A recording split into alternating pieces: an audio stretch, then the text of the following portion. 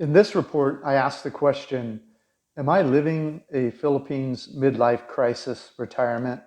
When I was around 8 years old, I remember pulling up to a traffic light and seeing a shiny little red Corvette in the lane next to us.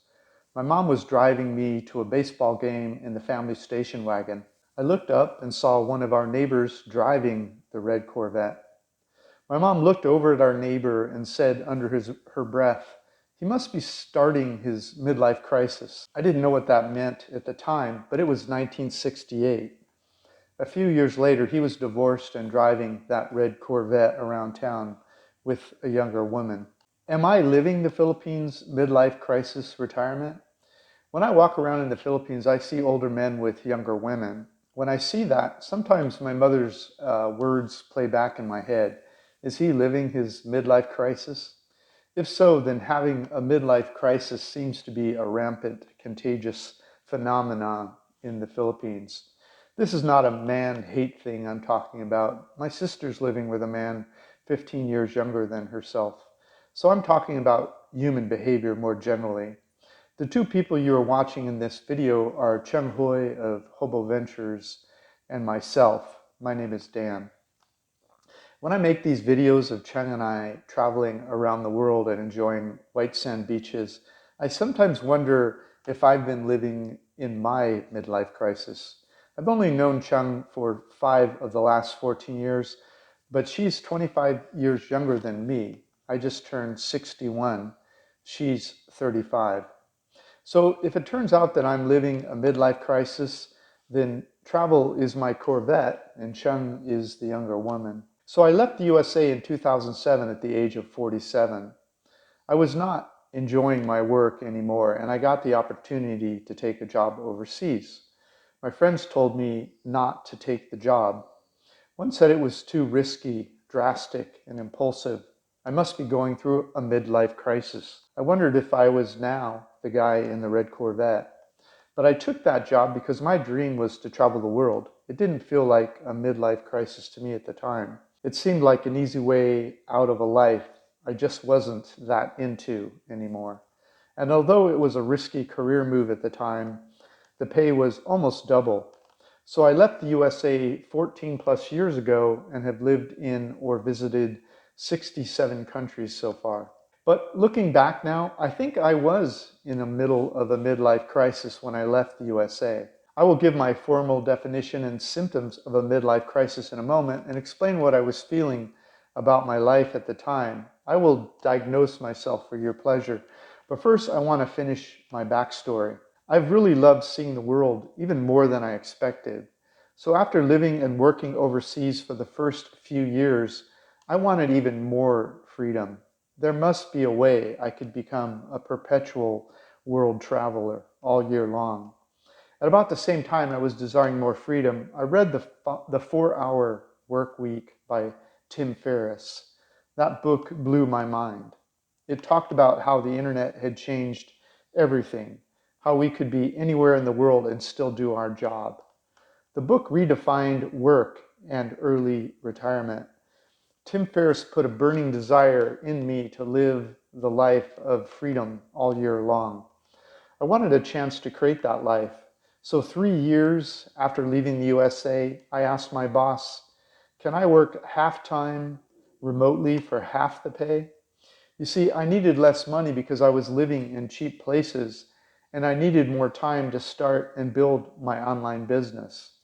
My boss agreed to let me work remotely. My life changed that day, but it has changed even more drastically since my business took off. So here I am 14 plus years later, traveling the world all year long. My online business was slow growing, but eventually made it. Now I just work for myself. I teach people like you how I was able to retire early for cheap and slow travel the world. So I have a question for you. Has my life become just one continuous midlife crisis? I'm going to answer that question now, but if you're interested in learning how I was able to fire my boss, make money online, and travel the world for 14 plus years, make sure to grab my free ebook at the link in the notes below this YouTube video. Okay, back to my midlife crisis. Back when I was deciding whether or not to leave the USA, one friend said, "You'll fail and be back at your desk within 6 months." He was mostly joking. We loved to tease each other. Another friend said, you would be quitting a dream job. You must be having a midlife crisis." So was quitting my job and moving to the third world a midlife crisis? Today I want to examine that question a little closer.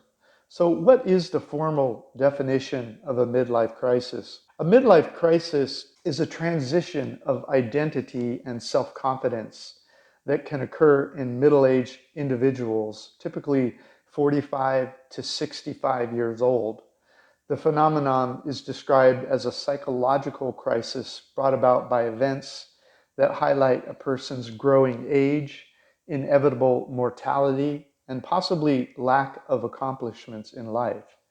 They may even have extraordinary accomplishments, but they may not have lived up to their goals and dreams. Dr. William Nathan Upshaw shares the common symptoms of a midlife crisis for men and women: feeling unfulfilled, nostalgic, boredom, emptiness, meaninglessness, impulsiveness, rash actions, constant thoughts of infidelity, and regrets. Now, I'm not a doctor and I'm not qualified to help anyone else, so I'll just talk about what I was going through at the time I left the USA. So if you have any sense that your life may be at risk, please call the National Suicide Prevention Lifeline for free and confidential support. In the USA, that number is 800-273-8255. So, what symptoms was I experiencing before I left the USA? When I decided to quit my job and leave the USA, I was bored of my job. I often found myself dreaming about a better life. I wanted to live a life that felt more challenging to me. I was just going through the motions. My old job paid well, but I wasn't really making anybody's life better. I was just helping a large, faceless, billion-dollar company make even more money. In that sense, the job felt meaningless to me. But I still had some remaining hope. I felt that there was still time left for me to live a life of meaning. What I was doing at work felt empty. I felt unfulfilled. I even felt nostalgic for years gone past when I ran my own business when I was younger. I wanted to be proud of myself again. I remembered how it felt when I worked for myself as a young man, but I couldn't get myself to start working on a plan to start my own business. I felt stuck. Though I was bored and my work felt meaningless, the pay was good, the job title was significant, and the career course was much more socially respectable. When I worked for myself as a young man, I felt proud of myself, like I was in charge of my life. I wasn't a cog in someone else's wheel. So although I was nostalgic about a better past life, I just sat at my desk, unwilling to quit and take another chance, while knowing a better life was possible. I knew a more meaningful life was possible, but I wasn't moving towards it. I felt listless because I knew if I quit and started a new business, it would take years of hard work, and I had bills to pay now. Somehow I knew there was a better life out there, but I was not trying to find it. How could I get myself to break free of my present trajectory when my income was going up rapidly each year? If I could just keep my nose on the grindstone for a decade more, I would be set for life. But I felt like I was selling myself short. Taking the easy route, failing to take action, felt like a surrender. So I was judging myself for not having the courage to leave that old job or start something new on the side. But everything changed one day when a job recruiter called and said, "Would you be willing to leave the USA and take another job if we paid you enough money?" I heard my mind silently answer yes without hesitation before I knew any details. But I played it cool and answered, "Tell me more." A short time later, I was living overseas. So without hesitation, I would say that my decision to leave the USA was indeed a rash and impulsive decision. And that impulsive decision was fueled by a deep sense of boredom, emptiness, meaninglessness, and nostalgia. So it seems I was suffering through a textbook midlife crisis. Now, I'm not a doctor, and I was never diagnosed by a doctor, but quitting my job and leaving the USA was probably a midlife crisis. At age 47, I made a rash, life-changing decision to leave a life I had spent decades building. I was in crisis. So that brings another question to mind. Am I still living through a midlife crisis 14 years later? I would say no. My midlife crisis seemed to have ended about 6 months into the new job. It felt like a load had been lifted off my shoulders. First, I had the courage to change the trajectory of my life, which took me out of a victim state and put me into an action state. Second, I was authentically enjoying the new job. I was working face to face, helping real people in a foreign country. I was no longer just making a billion-dollar company even more money. Instead, I was helping young people standing right in front of me increase their skill sets, make more money, and give their families a brighter future. My life suddenly had tangible meaning. I could read on people's faces every day. Their faces said they were proud of their life's trajectory, and it made me proud of mine. My life was full of meaning again. So I estimate that my midlife crisis was over about 6 months after I made that risky, rash decision to leave the USA, and I've never looked back, not even once. But it could have gone the other way. If my boss was a dick, or if the people I was teaching didn't see a positive trajectory in their life, or if I just didn't like living outside the USA, things could have gone the other way. So I feel lucky that all of the stars lined up and my crisis ended.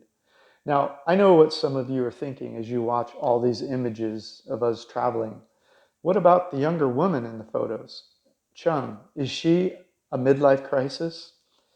Is the younger woman a midlife crisis? Okay, let's talk about that.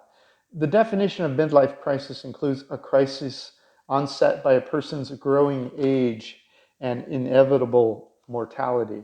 So it would seem that some midlife crises are brought on by aging and feelings of lost youth. So some people seek refuge in rash actions brought on by constant thoughts of infidelity. But I was not in a relationship when I met 𝐂𝐿. So if I was still in a midlife crisis, at least there was no infidelity involved. But I would admit that since I was divorced in 2001 at the age of 41 years old, I've dated mainly women in their 30s.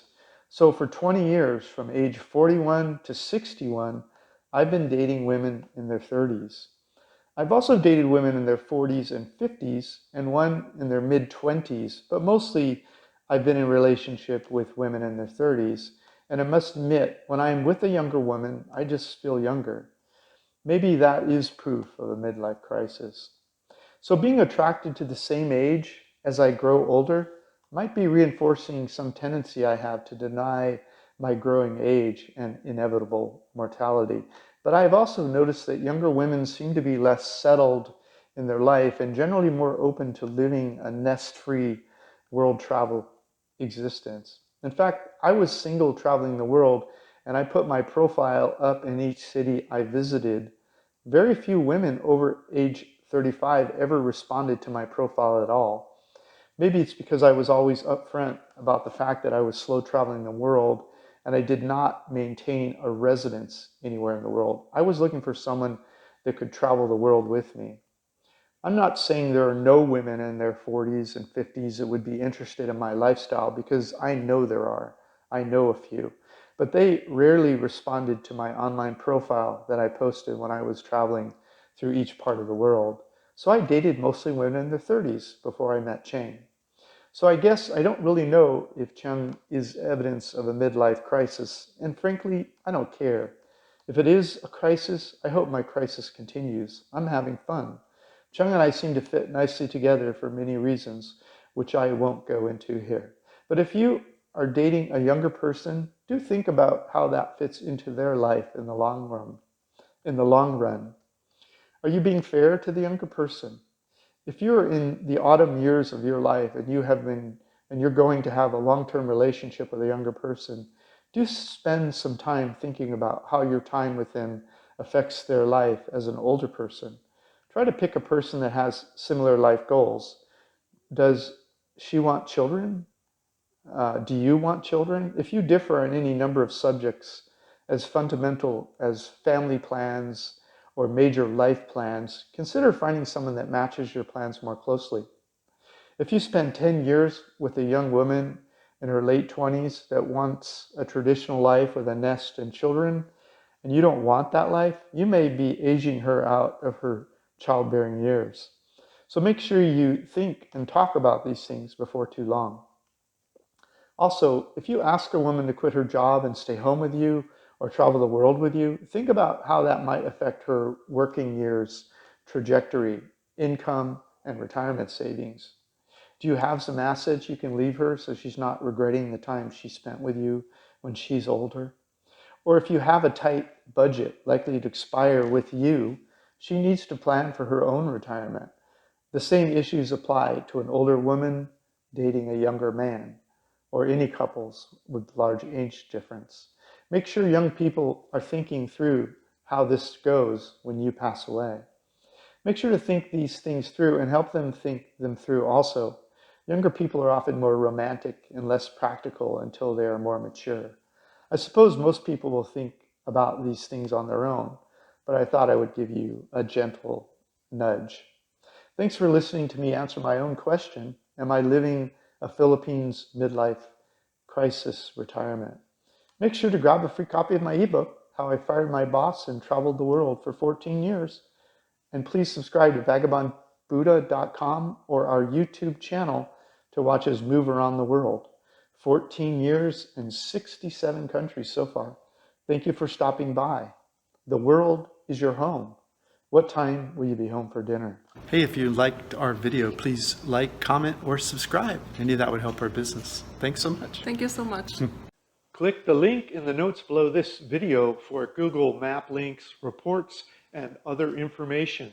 There you will also see our Retire Cheap in Paradise catalog, how we pay for our travels, and my free ebook, How I Fired My Boss and Traveled the World for 14 plus years.